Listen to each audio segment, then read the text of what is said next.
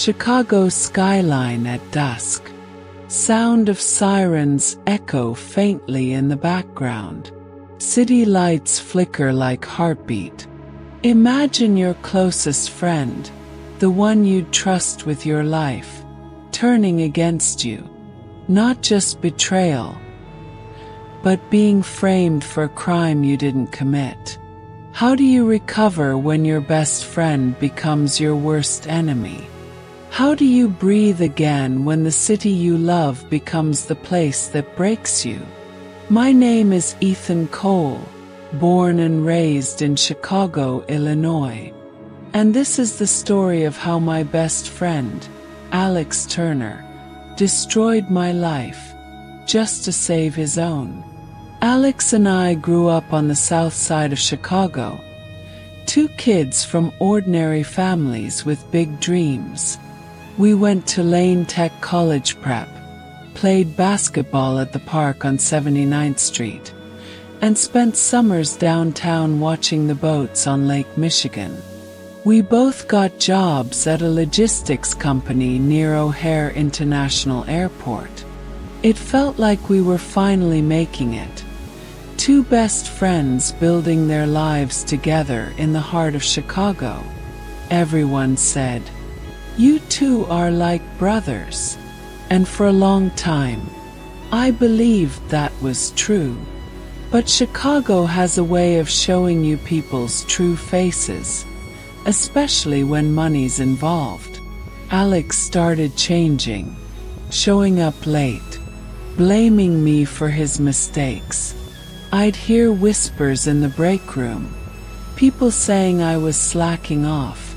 When I asked him about it, he said, "Bro, you know I'd never throw you under the bus." But that night, I saw him leaving work early with a man I didn't recognize, someone who didn't look like he belonged there. A week later, everything unraveled. The warehouse was robbed. Over $1 million worth of electronics gone.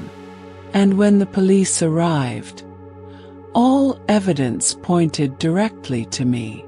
They said my fingerprints were on the stolen boxes.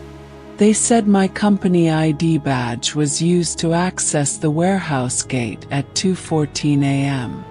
And when they opened the trunk of my car, there they were, the stolen laptops, neatly packed in the same boxes from our warehouse. I remember shouting, "This is a setup. Someone planted them." But no one listened. They cuffed me, read my rights, and took me to Cook County Jail. The cold metal doors slammed behind me, and all I could think was, how did my life end up here? Days later, I learned that Alex had borrowed my car the night before the robbery. But I didn't have proof. And without proof in Chicago, the system can swallow you whole. In courtroom 402 of the Cook County Circuit Court, I sat in disbelief as Alex raised his right hand and swore to tell the truth. "I saw Ethan acting strange before the break-in," he said. "He was nervous. I think he was in on it." He didn't even flinch. Not once. The prosecutor smiled like he'd already won. When the verdict came, guilty on all counts, I felt my world crumble. I was sentenced to 3 years at Stateville Correctional Center in Joliet, Illinois. They shipped me out that same night. As the city skyline disappeared behind the prison bus window, I realized my best friend had stolen more than my freedom. He'd stolen my name. Stateville isn't just a prison. It's a reminder of how fragile your life can be. Days blurred together. I kept my head down, worked in the prison laundry, and stayed out of trouble. At night, I'd write letters to my mom, promising her I'd come home, even when I didn't believe it myself. I prayed that somehow the truth would come out. And eventually, it did. A new employee at the company, Marcus Lane, found old email exchanges between Alex and a known fence dealer, proof that Alex had orchestrated the entire heist. My attorney filed for appeal, and soon the Illinois State Police Financial Crimes Unit reopened the case. Alex couldn't keep the lie up any longer. He confessed, admitted to framing me using my car, even stealing my ID card. After 27 long months, the judge overturned my conviction.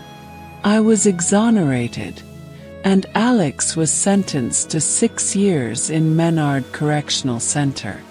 Walking out of Stateville Correctional Center that morning, breathing the cold Chicago air, I felt both free and broken.